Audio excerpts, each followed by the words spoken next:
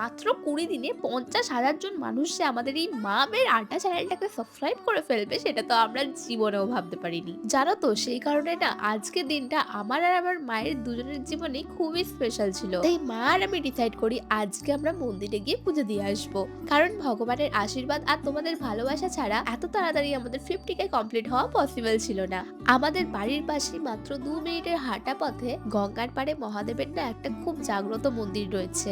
আর জানো সেই মন্দিরে মহাদেবের ১২টা জ্যোতির্লিঙ্গও রয়েছে। বাড়ির একদম পাশে হওয়ার পরও আমার না যাওয়ার সুযোগই হচ্ছিল না, হয়তো মহাদেবই চাইছিল না, কিন্তু আজকে মহাদেব আমাদের ডেকে পাঠায়। তাই আমার মাকে নিয়ে আমি চলে গিয়েছিলাম সেই মন্দিরে।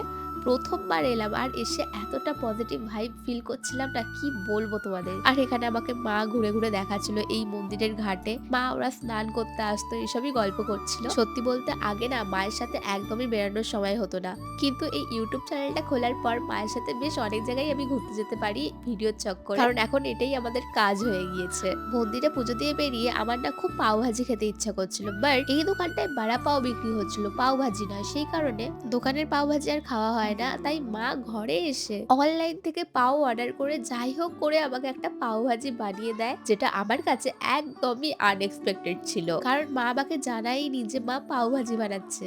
আর সত্যি কথা বলতে মায়ের হাতের এই পাও ভাজির টেস্টটা আমার সব থেকে বেশি ভালো লেগেছে। তোমরা কারা কারা তোমাদের মায়ের হাতের খাবার খেতে পছন্দ করো সেটা কিন্তু অবশ্যই কমেন্ট করে জানিও।